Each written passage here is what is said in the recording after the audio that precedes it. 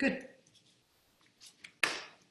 Hello, everyone. I see some faces on my screen. I think we have more than what I can see. Hello, everyone, and welcome to the online version of Care for the Polis, Cities, Health, and the Humanities. My name is Maria González Pendas. I am a fellow coordinator of the Public Humanities Initiative at Columbia University. And together with my co-host, Arden Hegele, and a medical humanities fellow here, I am thrilled to welcome you to our first installment of this project, part of the online programming that the SOF Heyman Center for the Humanities at Columbia has been working on for the past few weeks. Before we delve into our subject today, and before we introduce today's guest speaker, Dr. Rebecca Hayes-Jacobs, who we are thrilled to hear speak about her curatorial work on the Germ City exhibition on New York. Before all of that, a few notes on format. Our hope today is to generate at least a vague resemblance of a polis or of collective thinking, even through the dislocated and domestic grid that is Zoom. So today you're on a Zoom meeting, not a webinar. So bear in mind that everyone is visible to everyone else, whatever camera setting you choose for yourself. We will be sharing images, so figure out what view might work best for you to see the images and the speakers. As hosts, we have muted all of the attendants and ask that you please remain muted until the open Q&A towards the end of the panel. The Q&A will follow a presentation by Dr. Hayes-Jacobs and a three-way conversation, which will last for about 40 minutes in all. After that, we ask that you digitally raise your hand and we will call on your name to ask questions yourselves. You can find the raise hand option if you click participants on the toolbar on Zoom. On my screen is on the bottom. And please, we ask that you keep your comments brief to get to as many as possible. Dr. Hegele will be moderating the discussion and we plan the panel to last about an hour in all. We truly look forward to hear your thoughts both about today's fascinating topic and about the larger questions that we raise with Care for the Polis project. As many of you know, Care for the Polis began as a now traditional one-day academic conference, which we started planning in the fall of 2019 to be held today, May 1st of 2020. The future certainly looked very different back then. Still, as the child of the medical humanities and the public humanities initiatives, the event somewhat naturally looked to share research on the intersections of health, policy, publics, and the built environment. This image on your screen is the first we used to publicize the event. Here we showed our historians' colors and chose a rather iconic map of London where physician John Snow charted cholera cases in the 1850s. In doing so, he not only visualized the relationship between the disease and urban infrastructures, in this case, the public water pump that is at the center of your screen, which was found to be an epicenter of the outbreak because of the production of the map. In putting data and mapping techniques together, Dr. Snow also solved part of the then mystery as to how exactly cholera spread. In choosing this image and the rubric Care for the Polis, we were motivated to explore the following problems, and allow me to just read from our initial description of the event. Urban environments and infrastructures play crucial roles in defining and mediating health and care, from the effects of metropolitan experiences on mental health to the medical apartheids construed through urban segregation, from the healing of toxic powers of high-rise buildings and high-density living to the racialized and gender networks of care. Health is as much a problem of the polis as the city is a category of modern medical history.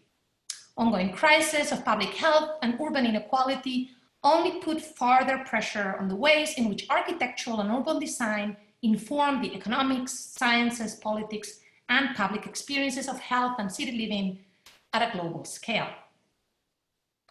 So this was our initial wording, and as weeks passed by, the present and the media offered us much more telling visuals to such concerns. As COVID-19 emerged in the city of Wuhan, the kinds of historical, spatial, and political relations that we wanted to afford began to require less and less explanation and to gain more and more urgency. Provoking an unprecedented civic closure in Wuhan, the virus has since affected and closed cities, institutions, and homes the world over, taking full hold of Columbia University in the city of New York, the hosts of the conference in March. Today, the foreclosure of the Polis in the name of public health and public care is a vivid experience to us all, a public and global crisis that most are, however, witnessing from the privacy of their homes.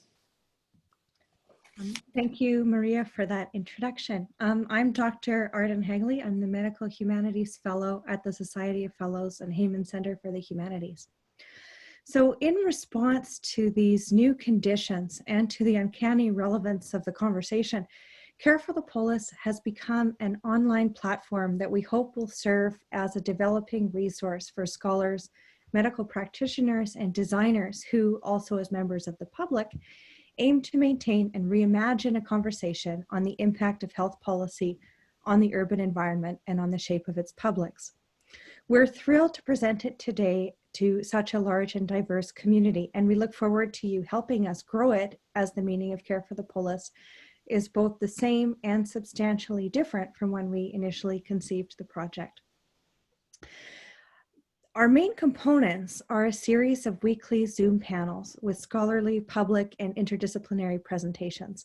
Please stay tuned to our developing program, which is being extended from May into June as we speak.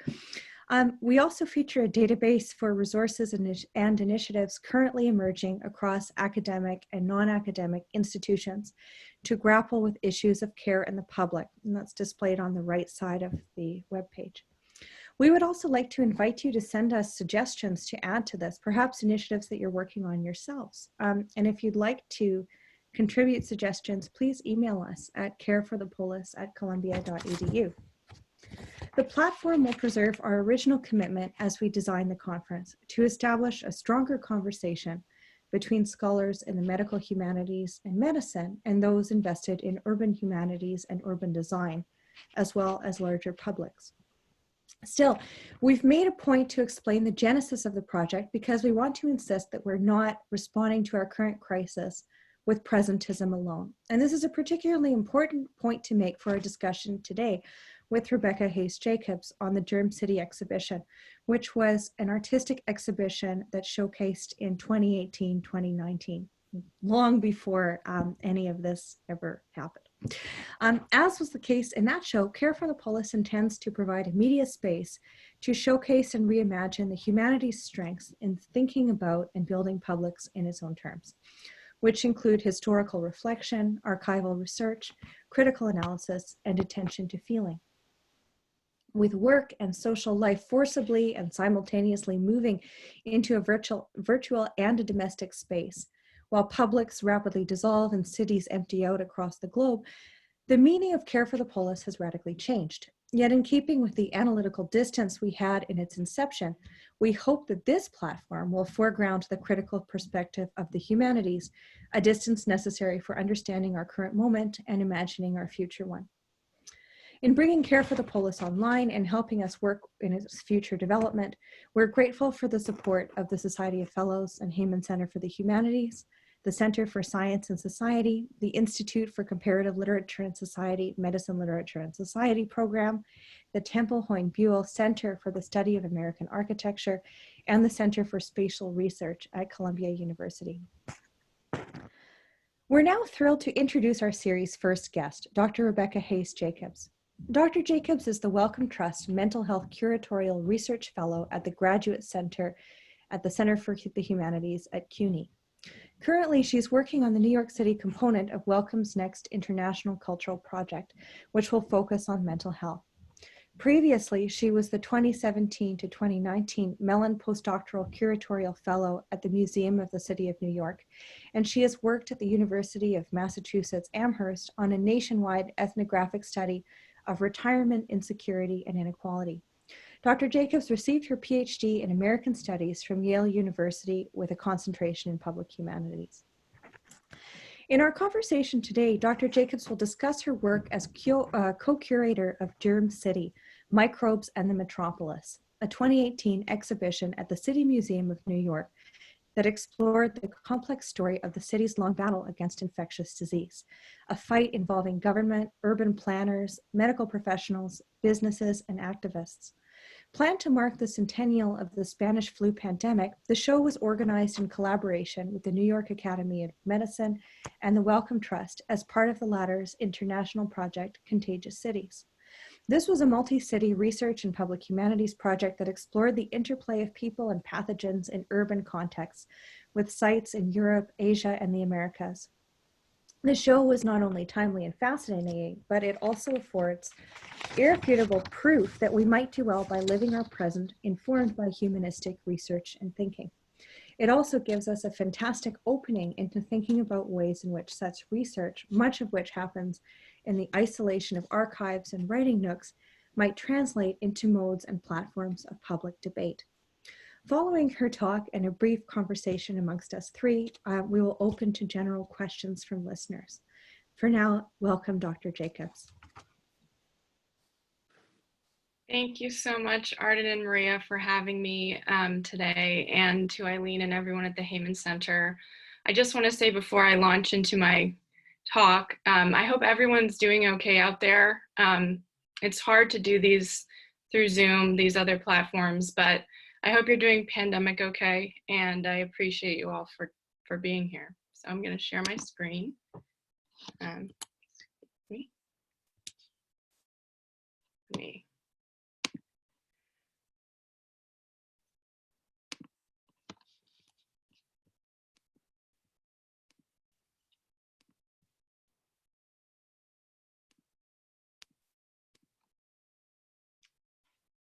You can see it?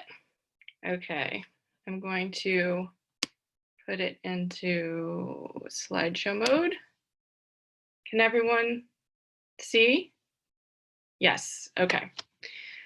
So thank you, Arden, also for your introduction to the project, which was great. Just to add a little bit more, the show is open from September 2018 through April of 2019. And as Arden mentioned, it was part of the Contagious Cities International Cultural Project.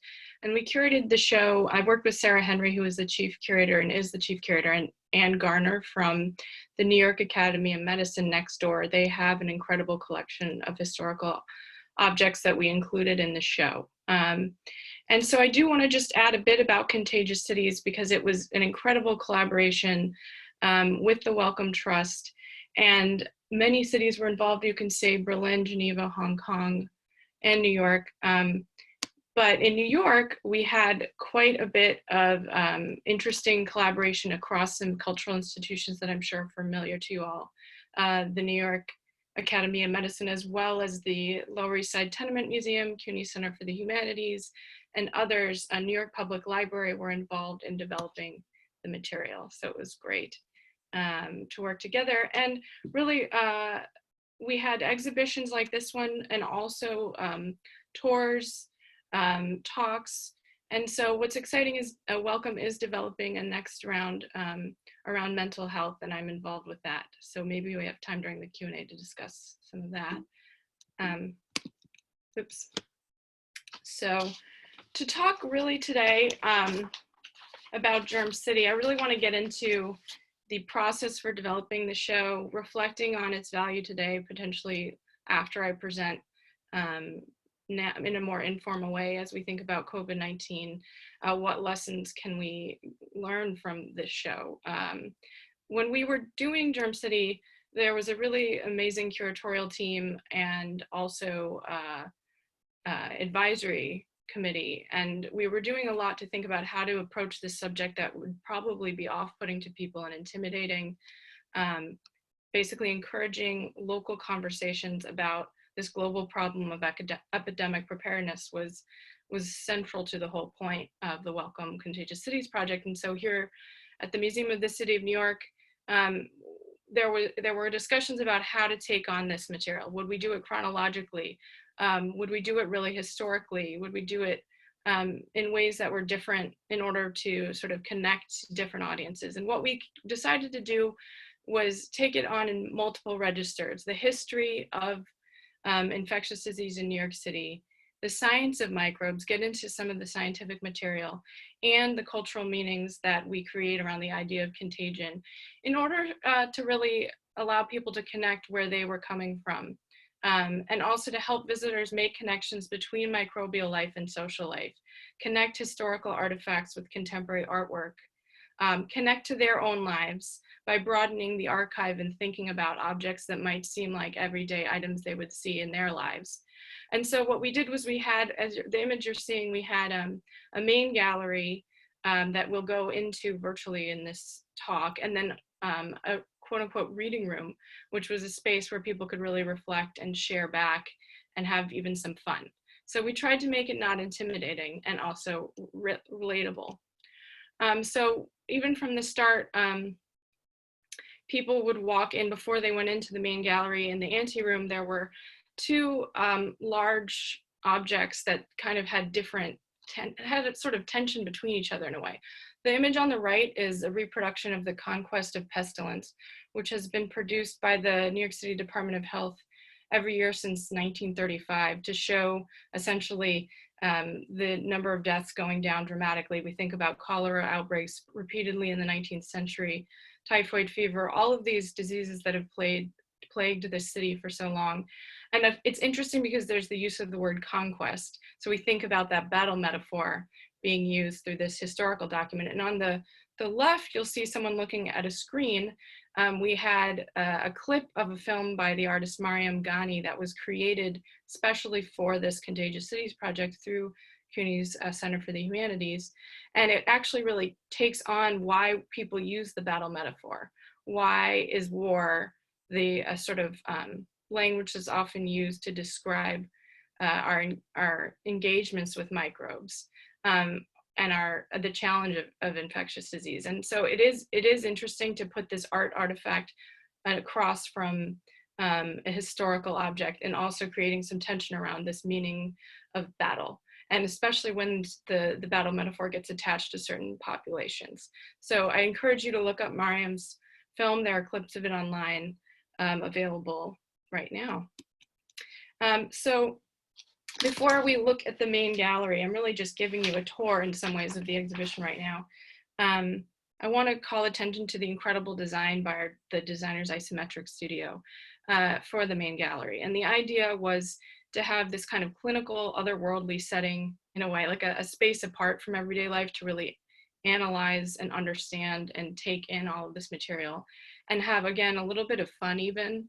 And so they came up with this unconventional design where you can see all the sections when you're in the room, and most of the objects are actually were on one large table, and the sections are sort of in that organic microbial shape. So you could see across to different sections of the exhibition from wherever you were in the room.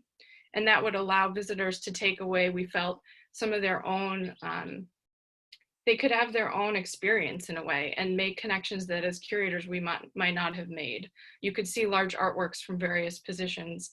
So when people would walk in, the first section they would encounter was called Microbes in Metropolis.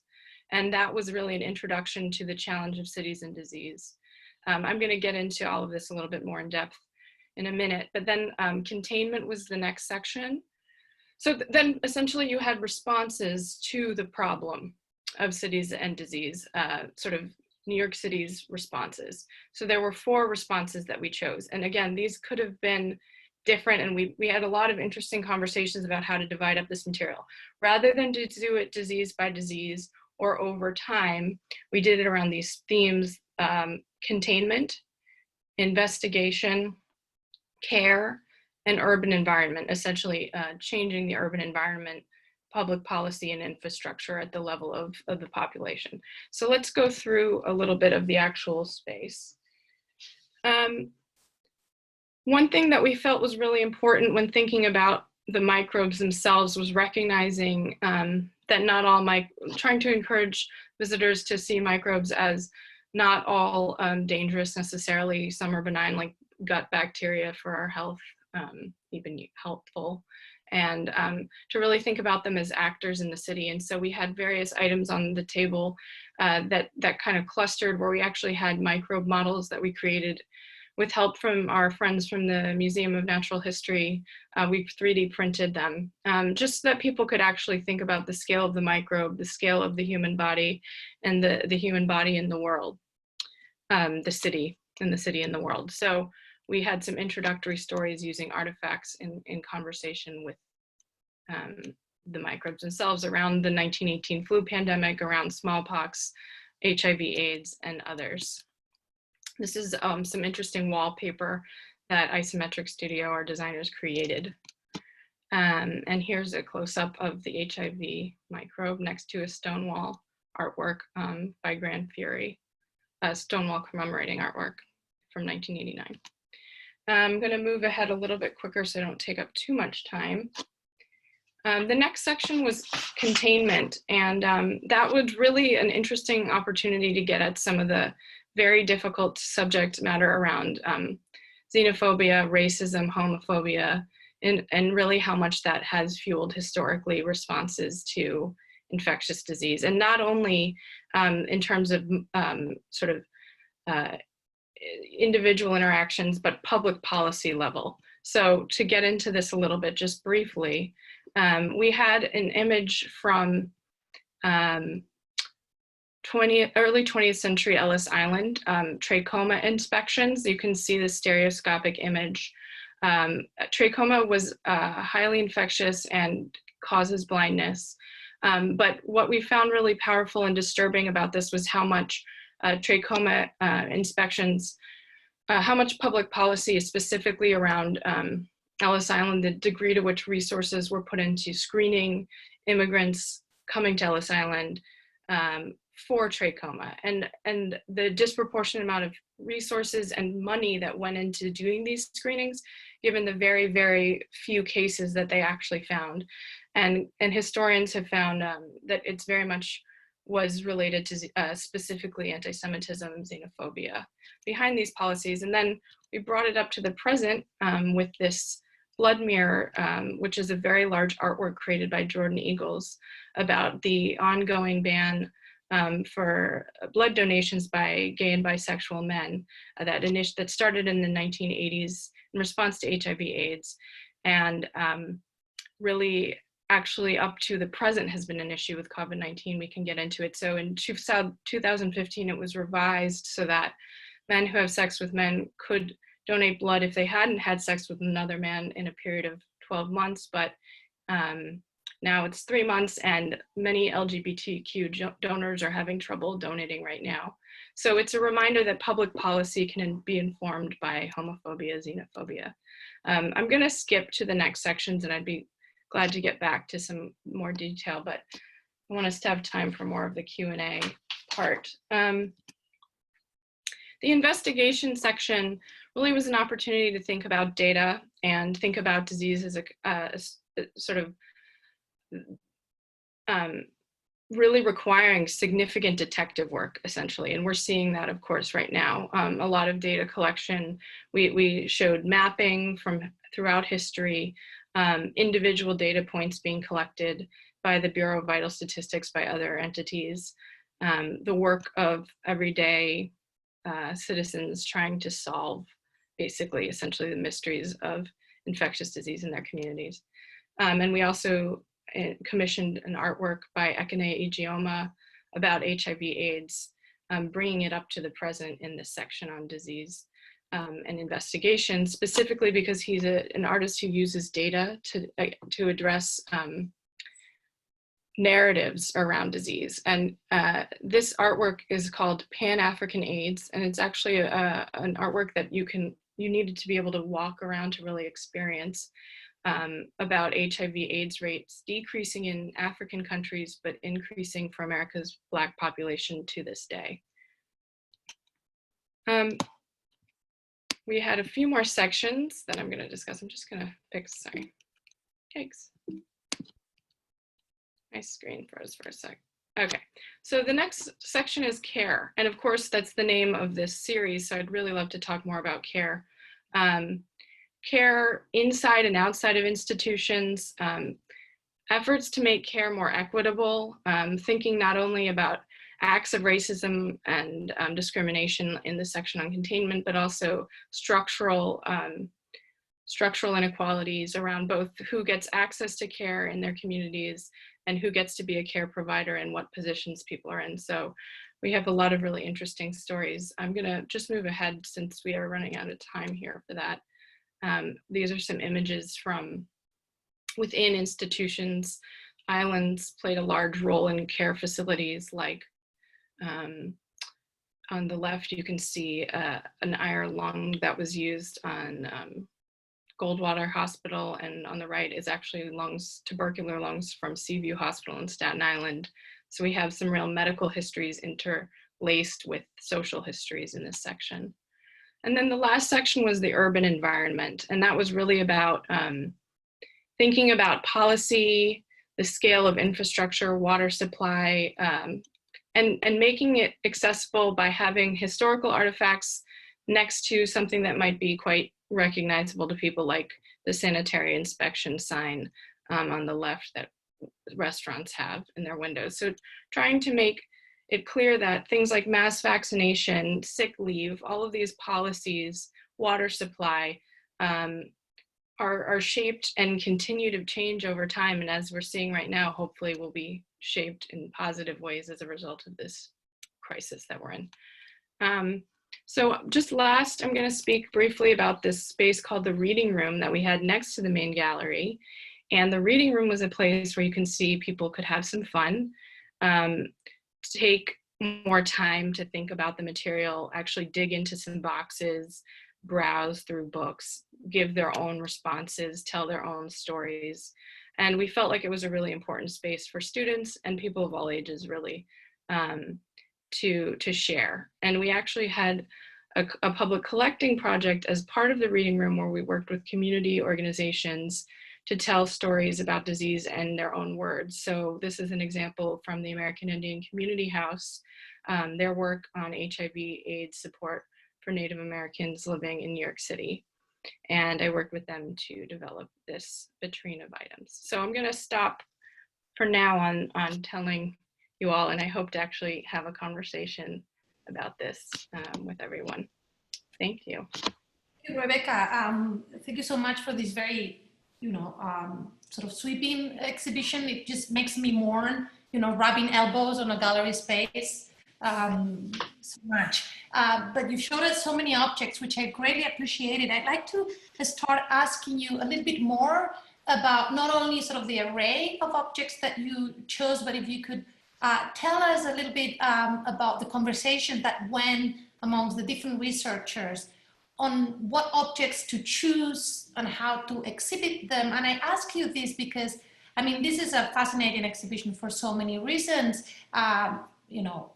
Just how to make visible something that is so invisible and definitely not sort of a traditional work of art or a work of exhibition, and the way you do it in the show, to the point in which denial about the history of pandemics and the effect on society, economics, and so on is no longer a possibility. And yet here we are, no? Denial, being the word of the day in so many ways.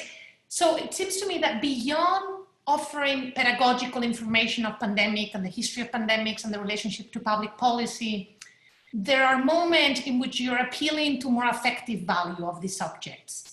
Because on the one hand, you want to, educate your visitors, but you also want to sort of portray the urgency of the issue, as you said at the beginning, no? Epidemic preparedness, how can we sort of wake up to the reality of these epidemics? So I love to hear you talk about, what objects at some point you thought, oh, this has a lot of information, but it's just not going to work in the context of an exhibition because it doesn't have that affective power, for instance, and vice versa.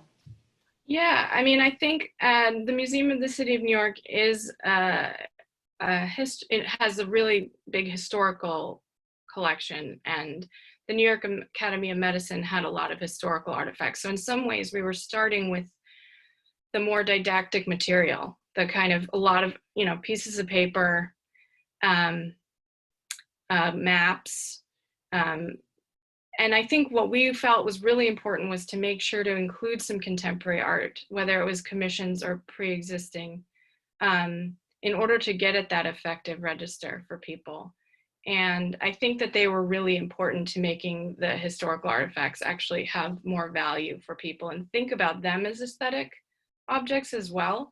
So what it meant was paring it down and thinking about what actual, what could be a response someone could have to coming across this item. And some of the most mundane stuff I think is the most powerful. So for example, in the care section, we got a needle exchange kit from Housing Works. That's not of any, how often do you see a needle exchange kit included on display next to a sort of what you might think of as a historical object that you'd see in a museum? And so I think that was a really important, those were several ways we wanted to really shake up what was on display. So both through artwork and through possibly what we might think of as mundane. Interesting, because it seems to me not that the same process that you went through in curating this show, which would probably be very different, and I'd love to hear you talk about what your thoughts are on the public that you would encounter now, a much more educated public on these issues than a year ago. But that same operation also happened historically, and I'm looking at that poster that you have there at the back, on housing and disease, and it's a very sort of propaganda-like poster. It's mobilizing a visual language of a particular message that probably has a lot to do also with this public policing and racial policies that you were discussing. And I wonder if you could talk a little bit about what you've seen also historically of how those techniques, have been changing throughout history. The techniques of public communication, of this medical. Yeah, I mean, I think there are several. So one of the things, there are sort of two parts that I'd love to answer to that. One was the question about how the show might be different if we were doing it now. So I'll get back to that one. But the first one about propaganda, I mean, one of the things that the whole Contagious Cities project was about, my colleagues from Wellcome, my colleague Ken Arnold was just saying in a presentation the other day, it's about how disease shapes cities and cities are shaped by disease. So it's both. And so some of the objects speak more to how the city was shaped by disease, and the others how disease is going to shape the city. And so that tension comes out in a lot of the objects. And certainly the use of disease as a form of propaganda. So especially that Planned Housing Fights Disease poster was part of a, WP era effort to create public housing as part of a whole other series. And clearly the ideas around disease were being used to justify creating public housing. So again, it's in all of the objects, you could really have a whole show in some ways. And that was also part of the curatorial process, is finding something that's had many layers of meaning to it. In terms of the question about how we would do it differently, I mean, I think it would be an entirely different show. It's actually amazing to me to think about the starting points we were working with. We were thinking about how this might be off-putting to people. People might not necessarily think it relates to their lives. It would be an entirely different process now to think through, understanding that so many people are, first of all, we're just in the middle of this. We're just in the beginning of this, really. We don't even know where this is all going.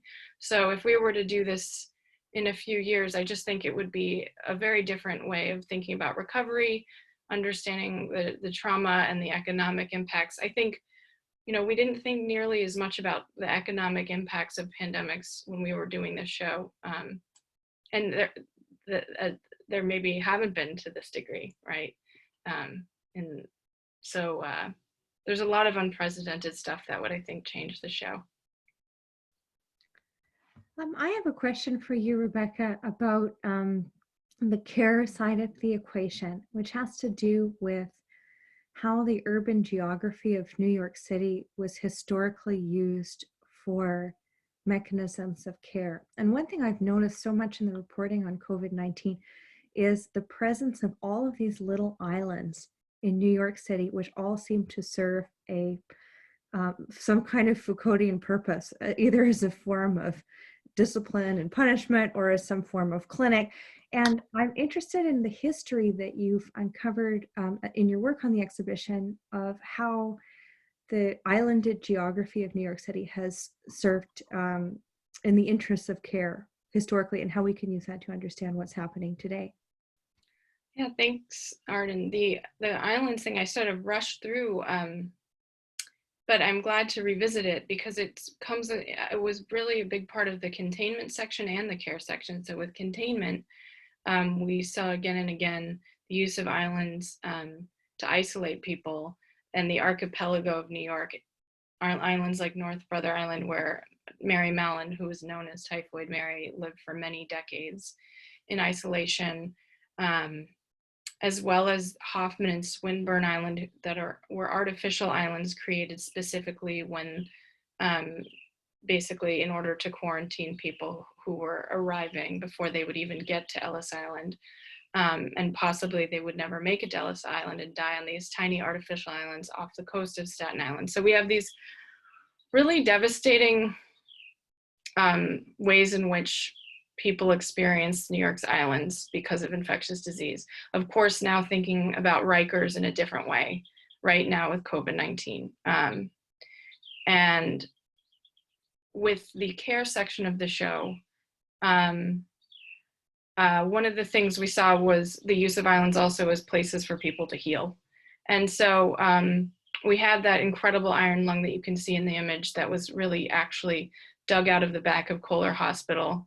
The cobwebs were taken off, and it had been used on Roosevelt Island. Also, Roosevelt Island has its very long, interesting history of disease, both on that containment and care level. Seaview Hospital on Staten Island, I mentioned briefly. We had an oral history, one of my favorite objects, we could say, in the show. Again, thinking about what's an archive, what's an object, was an oral history from Virginia Allen, who was an African-American young woman who was recruited to work, I think at age 16, on Seaview Hospital in Staten Island at a time when most white nurses didn't want the positions treating patients with TB. So in the early to mid, like 1930s, 40s, 50s, on Staten Island, most of the nursing staff were Black women, and they were called the Black Angels, often by their patients. And so she has this really great oral history clip in the show talking about her experience working at Seaview Hospital. That's right next to that really intense tubercular set of lungs preserved in. So these are very dramatically different objects. It's like the medical specimen next to this incredibly personal story that's also part of social history. Well, this leads quite beautifully into the question I was going to ask you in follow-up, which was particularly around the 1918 pandemic, but also in your studies of other epidemics that have affected New York City. As you were working through the archival materials, what sorts of narratives did you find memorializing these epidemics? And you talked a little bit about the battle metaphor and the metaphor of conquest. What kind of rhetorical strategies did you notice? And also, how did your exhibition tweak those or do those a little differently?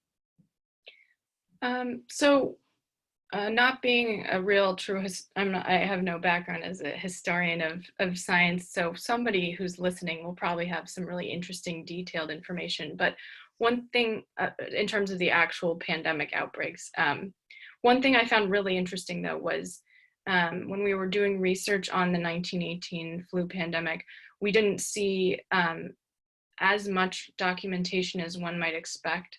There are these photos that we came across again and again of people wearing flu masks in New York and people in corridors. But when we were thinking about this and doing research, we were also thinking a lot about memorials and how we don't think about memorials to people who've died in epidemics being around the city, especially given that World War I, coincided with the 1918 flu pandemic, and there are plenty of war memorials. We actually ended up developing an entire panel discussion around memorials and the politics of who gets remembered and who doesn't and why, with Garnett Cadigan and Avram Finkelstein, and it was a powerful discussion. They really talked a lot about HIV/AIDS and cholera, and it was a really important, I think, extension to the exhibition in a way. And nothing's clear. I'd love to hear what people think about this, but it was something I want us to keep in mind going forward. And with COVID-19, why memorials, are something people avoided in the past, and how important it is not to avoid. Thank you. That's a really interesting answer. Perhaps this is a moment when we can open up the conversation and invite questions from listeners. So we're delighted that all of you could join us today. In order to ask a question, you can raise your hand by looking in the participants icon on the bottom toolbar of your screen. And when you raise your hand, I'll be able to call on you. So we'd love to open it up for questions at this point.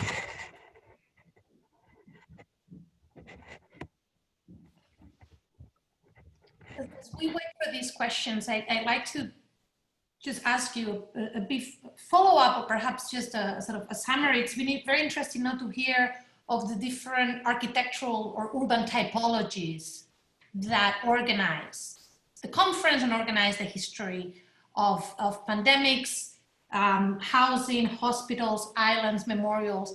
They seem to me that all appear as sort of aftermaths of the pandemic, sort of typologies that are mobilized to contain, heal, or otherwise just come to terms to the pandemics as they happen in the city.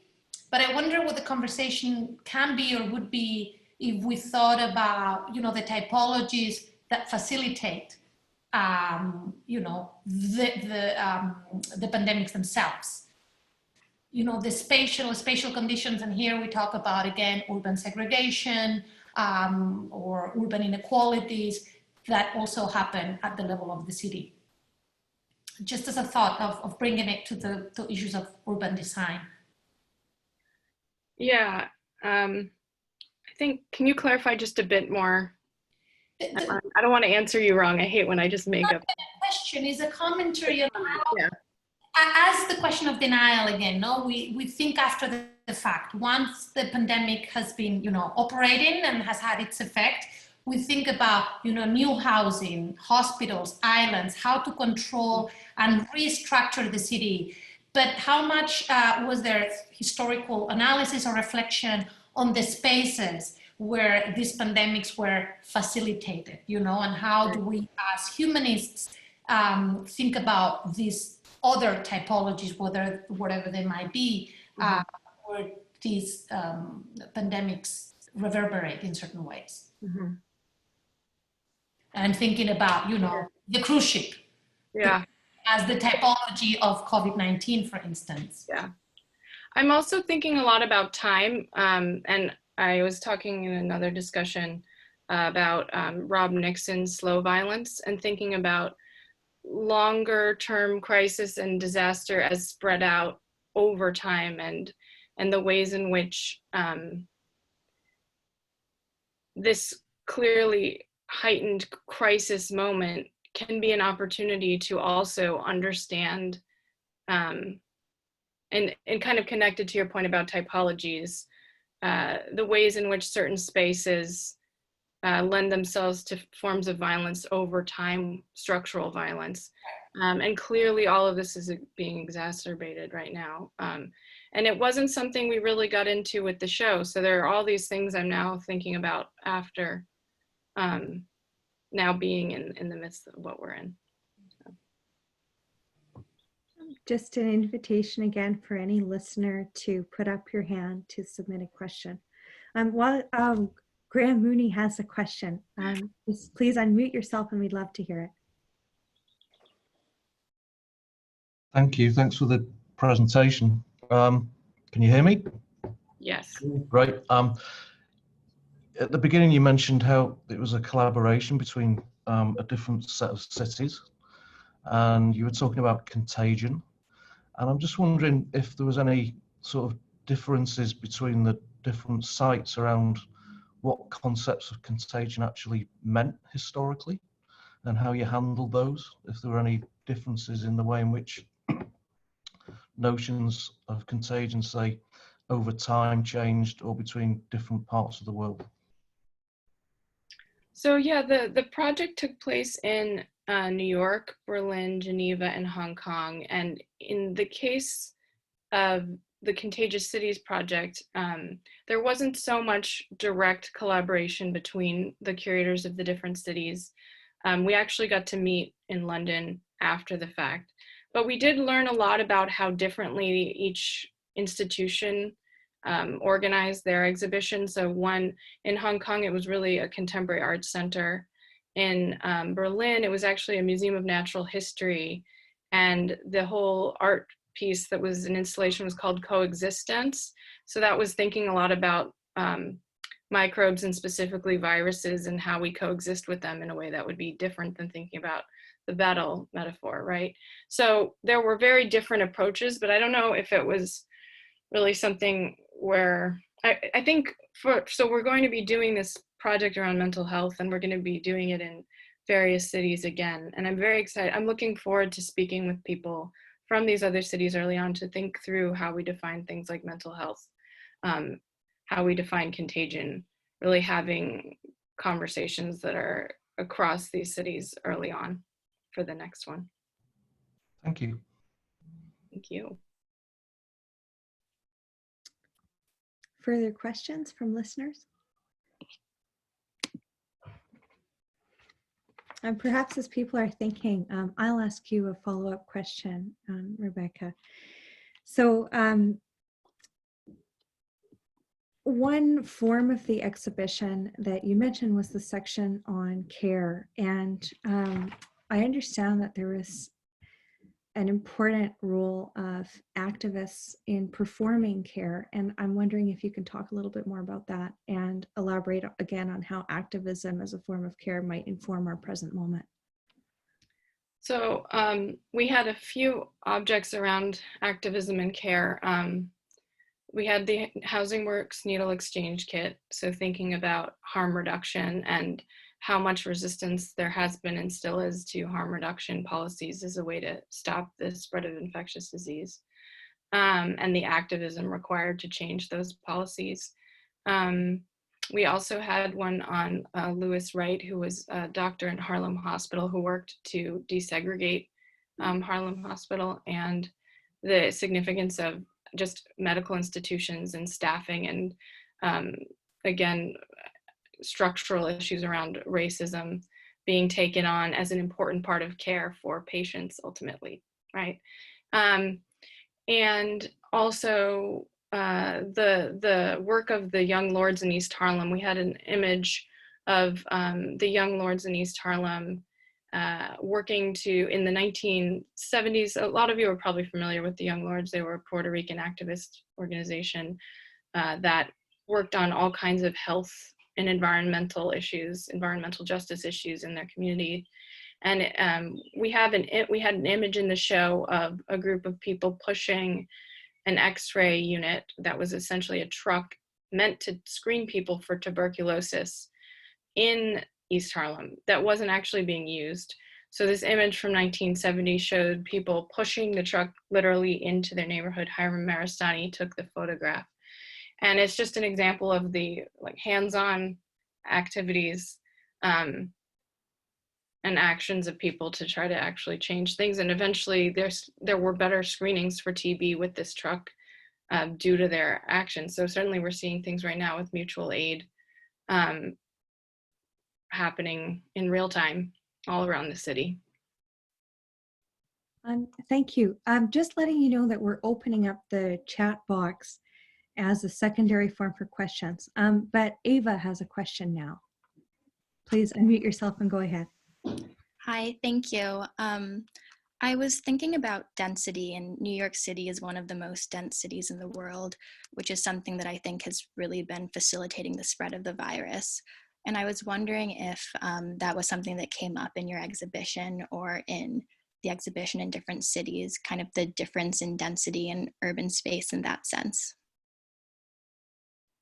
Certainly, I think it's one of the reasons New York was selected for this project by the Wellcome Trust for the Contagious Cities project, because New York, because of its density, has long been a place where you've seen infectious disease. So,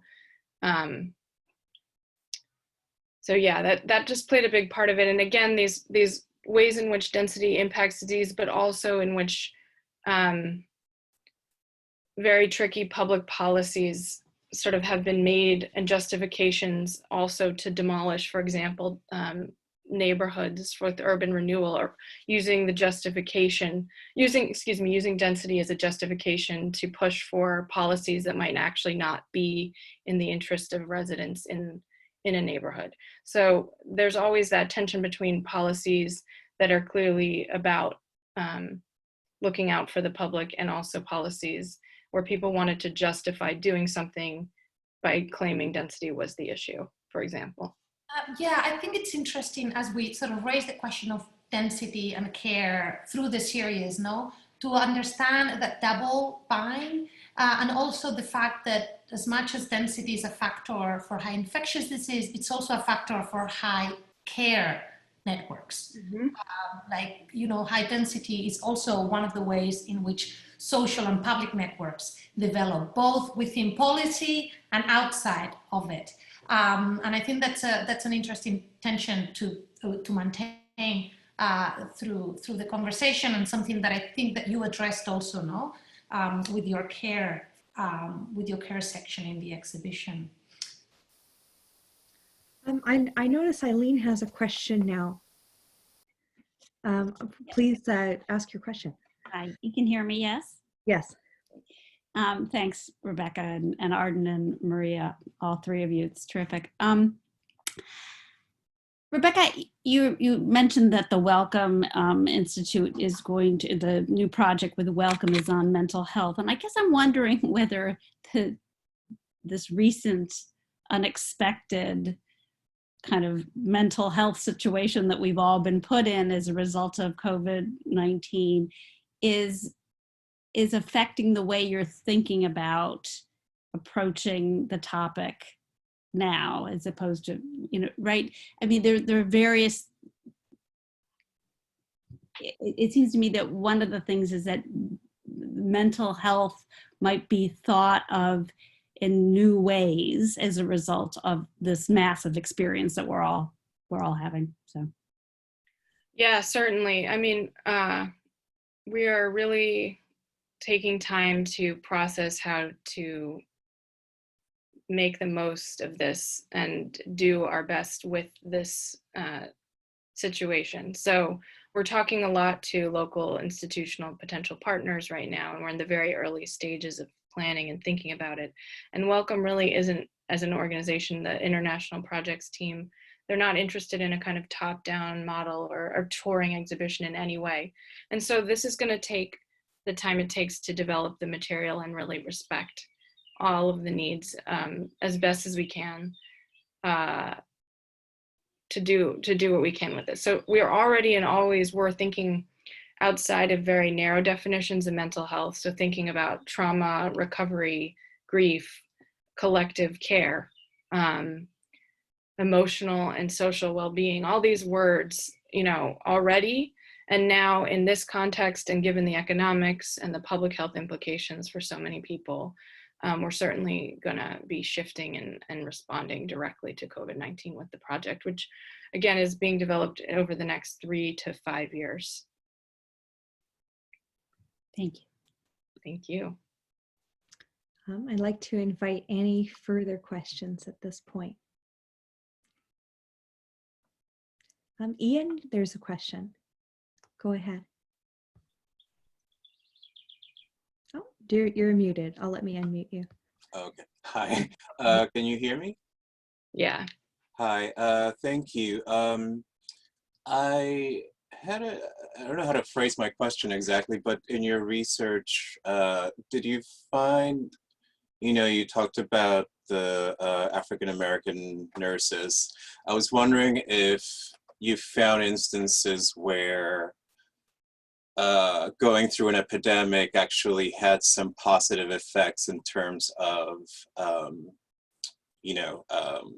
work conditions for nursing people, as a result of some of these pandemics, that maybe they highlighted some of these social, injustices or things like that. I mean, I think, again, probably a historian of science would have like a really specific answer, and I know there are people tuning in right now, so I don't know if I can really do justice to your question, but we definitely saw again and again that at various scales, the learning that came out of the scientific research, the direct, work of medical providers, all of this has led up to improvements in care, certainly, and vaccination efforts. And we're seeing this right now through these different ways and networks of people, and humanities folks are part of this too. Everyone is part of this effort to try to support people, heal people, prevent the spread of disease. And so we saw it in various ways in our research for this show. And that's why our section on care, we didn't really frame it just, we had a lot of conversations about how to frame it. And I think we had institutions included, like hospitals, even pharmaceutical companies included, and also chicken soup recipes and sort of Chinese herbal remedies included as art, just to give you examples, along with this activism. So you can just see kind of care comes from all different directions. And we didn't want to just have a very narrow focus, but we also certainly wanted to acknowledge the importance of medical advances made through research by scientists and doctors, et cetera, and nurses. Yeah. Thank you. Thank you. All right, I think we are just about at time to adjourn today. I realize there may be questions and comments that are percolating in your minds that we've not been able to get to. So we will plan to leave the Zoom open for a few minutes following the end of the presentation, and feel free to enter any questions for Dr. Jacobs into the chat box, or you can always email us at careforthepolis@columbia.edu, where we'll collect your follow-up questions. Many thanks to Dr. Rebecca Jacobs for being here, and to all of you for listening and participating. And we're so thrilled to begin the series with this presentation. We now invite you to our Z panel for next week, which will take place on Thursday, and which will feature Dr. Graham Mooney, Professor of History of Medicine at Johns Hopkins, speaking about emergency by design, with Dr. Rishi Goyal, Professor of Emergency Medicine at Columbia University, responding. We look forward to seeing you next Thursday, May 7th, back here on Zoom. And we will be sending out the Zoom link to that event the night before. And now please join me in thanking again Dr. Jacobs for a wonderful opening to our Care for the Polis series. Thank you. Thank you. All right, so we'll see you all again, I hope, next Thursday at 3 p.m.